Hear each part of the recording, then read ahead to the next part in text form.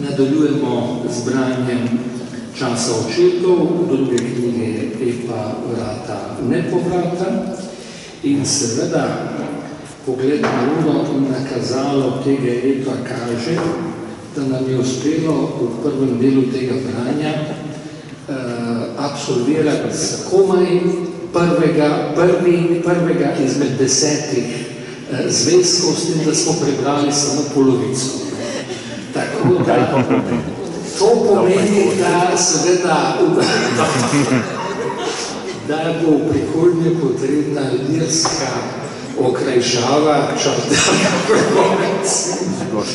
Ja, zgoščenost. Bomo pač nadaljevali, ko smo se pogovarjali po enakem tempu naprej, se pravi, da ne bomo preskakovali 50-100 strani, zato da bi prišli do zadnje, ampak v tem tempu, kot smo ga zastavili, bomo šli naprej do 12. ure in najbolj obtečali tam nekje na sredi in vas ponovno povabili kaj naprej. Zdaj je na vrsti drugi zvezek z naslovom Čas mater.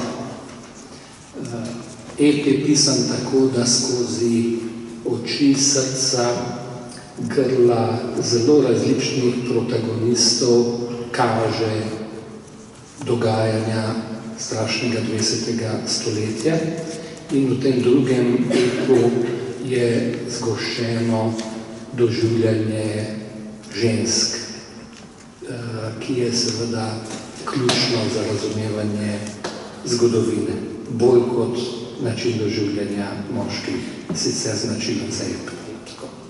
Izvoli, draga Potočnik.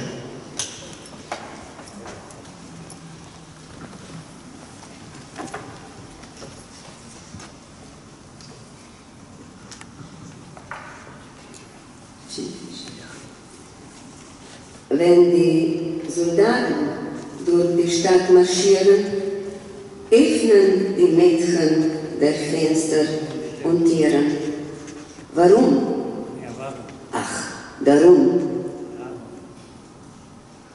Nikoli se ni naša nona toliko smejala kot v tistih letih, ko je dvoril naš nori ded. Bila je to skrbno zamišljena vojaška kampanja. Strategija ni temeljila na divizijah resnih besed, ampak na težki artileriji vicev in dovtipov, s katerimi je mlad oficir obstreljeval strog red njenih manir in finega okusa. Od vseh tipov moških, ki jih je deklica dotlej poznala, bančnikov, uradnikov, profesorjev, zdravnikov, je cvetočo lipo zavohala le v njegovi družbi. In oklep steznikov je zanj potrpežljivo prenašala, da bi poudarila svoj vitek pas nad manljivo poudarjenim zadkom, pod pohotnostjo oprsja. Naj še tako krmarila stran, je Anton v odločilnem hipu taktično presekal njen defenzivni manever s križarko svojih brkov, ki je udarila premočrtno naravnost v premec. Poljubil jo je in ona je od sladkega presenečenja odprla vsa svoja okna in čez čas tudi vsa svoja vrata. Wenn die Soldaten durch die Stadt marschieren, öffnen die Mädchen die Fenster und tieren. Warum? Ach, darum. Na njen 15. rojstni dan, čeprav so tej starosti pravno rekli nedoletnost, si je poročnik oblekel paradno uniformo, si brke skrtačil in zavihal in s okretno držo ambicioznega mladeniča odločno pozvonil na vrata vile davkarskega svetovalca, visoko nedostopnega gospoda. Ich bin, točno kot ura, je gostitelj povabil obiskovalca v kabinet. Leopoldina je prisluškovala za vrati in njeno srce je razbijalo kot živalica, ki se boji. Njen oče je bil strog, tudi tokrat. Hvala, da ste me sprejeli, je dejal poročnik. Pojdiva k stvari, ga je presekal Herr von Vater. Kaj vi pravzaprav želite? Roko vaše hčere je kot izstopa izstrelil častnik. Gospod ga je zavrnil, je še premlada za garanje. Koliko pa bi moral položiti na mizo? Dotlej glasni pogovor je zamenjalo očetovo šepetanje. Prav, je na glas odvrnil oficir. Upoštevaje svoje dohodke in predvideno napredovanje, bi se lahko z gospodično Leopoldino poročila čez točno 2 leti, 14. novembra 1893, ko bo dopolnila 17 let. Sledila je napeta tišina, na kar je Leopoldina skozi vrata ulovila očetovo jecljanje. Prav, naj vam bo, če boste oba takrat še zmeraj za. Vi ste pa dober matematik, gospod Anton. Kot se spodobi za topničarja, je kot izstopa izstrelil Anton. Tako se je njegov bodoči tast ujel v lastno past, večno past denarja. In res, Leopoldina in Anton sta se poročila natanko čez 2 leti, 14. novembra 1893, ko je nevesta dopolnila 17 let. Njune fotografije kažejo postopno oddaljevanje rok in bokov in teles. Na začetku je bila bližina, kopno dvojine sredi razviharjenega časa, ples privlačnosti. Še zdaj, 100 let pozneje, razločno viden. Na koncu togi les meščanskih poz, ki polnijo depoje muzejev in prašne albume družinskega spomina. Njen vnuk, ki me naključje seje čez vse meje, vohljan po rastru, da bi zvedel, kdaj tišina zalije med prostore 2 teles, da ne bi ponovil enakih napak. Sestopam k njima do davne, drobne zgodbe, ki jo vzrok pozebi njegovih rok in njenih bokov. Do dolgih dni in mesecev manevrov. Manevrirala sta vsak sebi in se umikala. On dežurni oficir v garniziji, ona dežurna mati za zaklenjenimi vrati hiše. Nato izbruh. Kaj ne razumeš? Moram na manevre. Igrice moških. Sezuj si škornje, obuj si moje šolne, s kom si ti poročen? Z menoj ali z vojašnico? Povej mi, Anton, kako se pravzaprav ti pišeš? Anton moj mož ali Anton garnizon? Ne vem, Boris, da bi to prebrala jaz, ali bi ti? Ja. Morda jo ti prebereš.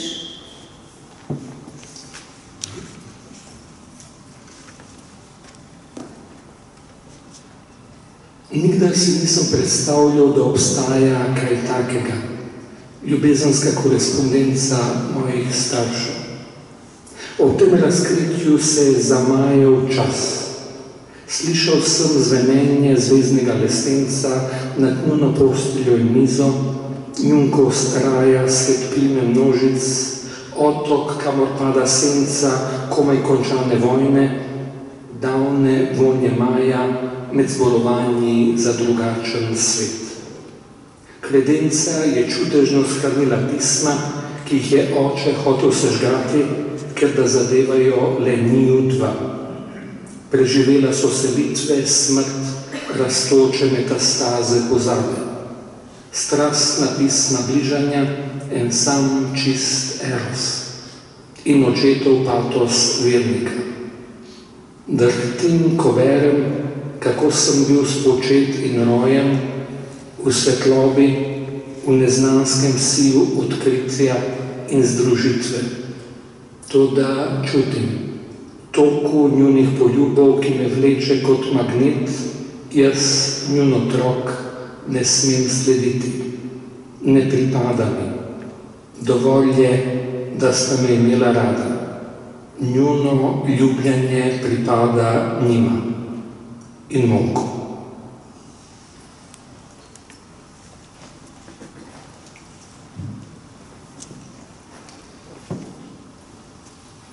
matere skrivajo. To skrivajo, da čutijo za slednjega otroka čisto svoje in drugače. Odkot izvira ta različnost, ve samo telo. Dojijo vsakega na svoj način. Vsak je lačen v svojem, samo svojem ritmu. Vsakdo se odvaja kakanja in odvisnosti v svojem tempu. Slači plašče z neposnemljivo kretnjo, ki ima ti sledi nazaj do svežih in podelanih plenic. In vsak poljublja ženske le s sebi lastno energijo. In mati ve zakaj. Prvorojeni sin z ljubeznijo materinega poljuba in njen najljubši, nežno, krhko, ker je kot dojenček bil bolan. In tisti zadnji, hlastno in sebično, ker je pač zguba. In mati to od nekdaj ve in se spominja ran na dojkah od njegovih glesni. Leopoldina to ve in skriva in poskuša to in ono slabo stran tega in onega značaja korigirati. Ta fina gospa o slehrnem svojih otrok razmišlja z nosom. Prvorojenka Mara ji je podobna, hči edina, med tolikimi brati, ena sama sestra, z rosno dekliškim vonjem, poduhovljenim izrazom in trdo voljo preživeti nad smrtljivo moško stopnijo. Jerolim ima najbolj moški von, z obrazom pokončnega vojaka vliva vsem zaupanje. V sapi pa je mraz prepada, kot da brati se s porazom. Najlepši von pa diha Rudi, njen ponos in upanje. Vse ženske bodo nore nanj, saj gre za von ljubimca, dih postelje, ne za udarjanje vojaštva in politike. Skrbi pa jo prav to, odsotnost moškega duha, kot da nima samo obrambnega nagona, na smrt ranljiv. Lep Leov von jo spravlja v obup, ena sama zima, telesni duh, ki je povsem poduhovljen, brez mesa in tkiv, kot da se bo zdaj razpršil v ogenj, zrak, pepel. Antejev von je najbolj človeški, normalen, živ, v njem se počuti kot doma. Tako je zanjo gorel njen mož Anton nekoč, ko sta se še ljubila. Najbolj tuj ji je von najmlajšega sina Mirka, bel od mraza in samote, sladko lep kot nagelj za nagrob. Mila podoba, ki je spolzela iz ljubečih rok, le kdaj, in ga zdaj nosi neka čudna in sovražna sila.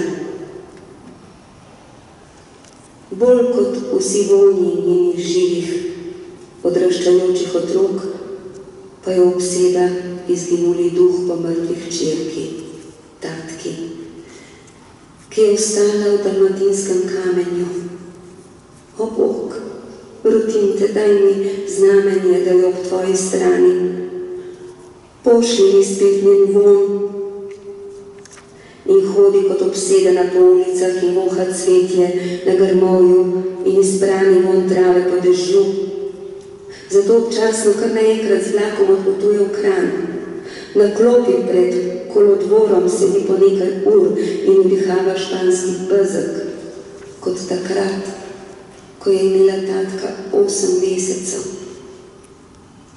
Prostorom onstran obrisov planin posveča nor pogled, ki se v njem zrcali dlan razrezanih besed. Njen von, moj dom, zaston.